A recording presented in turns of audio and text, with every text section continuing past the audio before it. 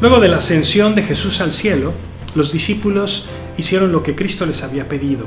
Permanecieron en Jerusalén juntos, orando y esperando la promesa de Dios. Ahí ellos enfrentan su primer dilema, como discípulos sin el Maestro.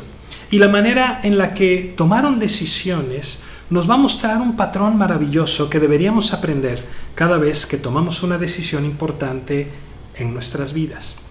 Con esto en mente, leamos Hechos capítulo 1 del versículo 12 al 26. Acompáñame, por favor. Dice: entonces volvieron a Jerusalén desde el monte que se llama del Olivar, el cual está cerca de Jerusalén, camino de un día de reposo.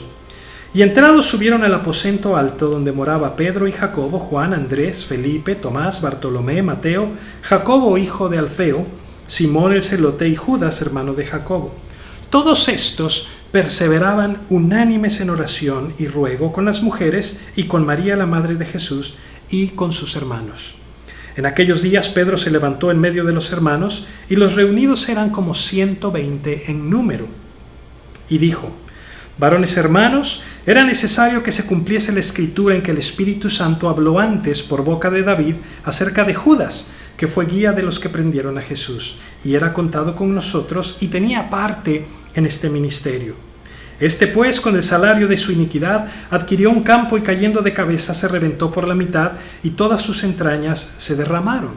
Y fue notorio a todos los habitantes de Jerusalén.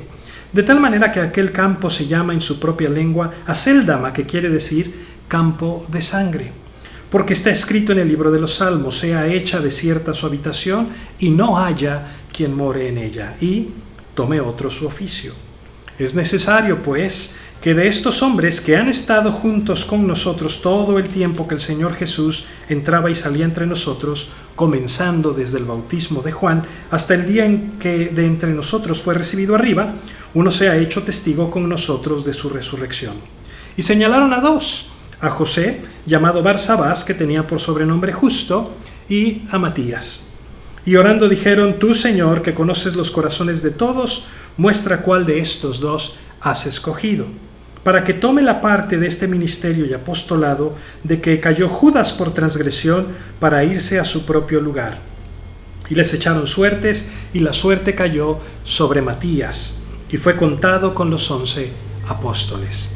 Hasta aquí vamos a leer la palabra. Señor, te pedimos que seas tú quien nos ayuda y que el día de hoy podamos aprender muchas cosas acerca de ti y acerca de tu palabra. Amén.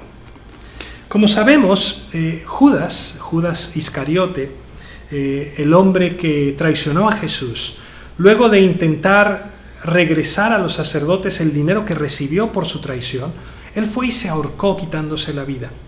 Mientras los evangelios dicen que se ahorcó, Hechos nos dice que con el salario de su iniquidad adquirió un campo y cayendo de cabeza se reventó por la mitad y todas sus entrañas se derramaron.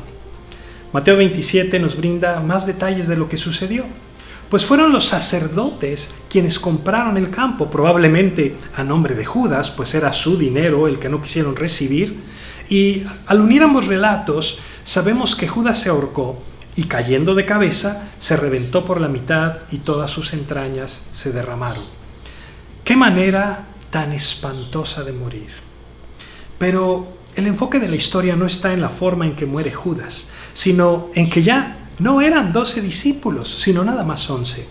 Alguien debía tomar el lugar del 12avo. Y ahí es donde estaba el dilema.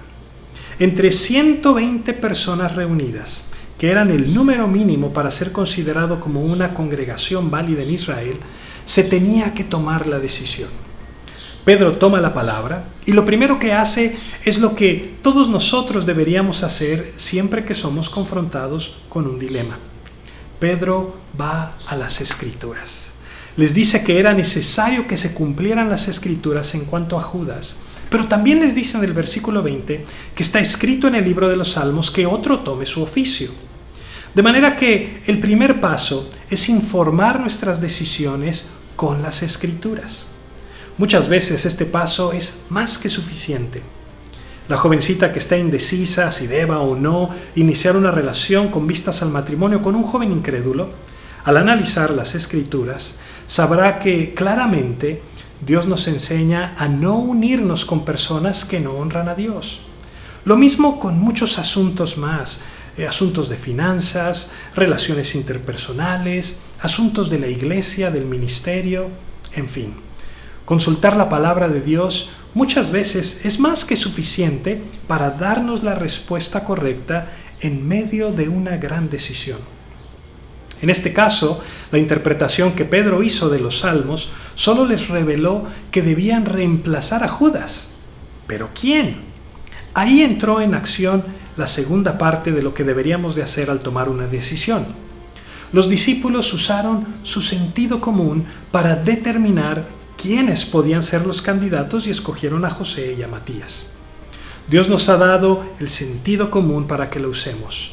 Nos dio la razón, la sabiduría, la experiencia para usarlas para su gloria, y conforme conocemos más y más acerca de Dios, tomaremos mejores decisiones. De modo que, en primer lugar, somos informados por la palabra de Dios.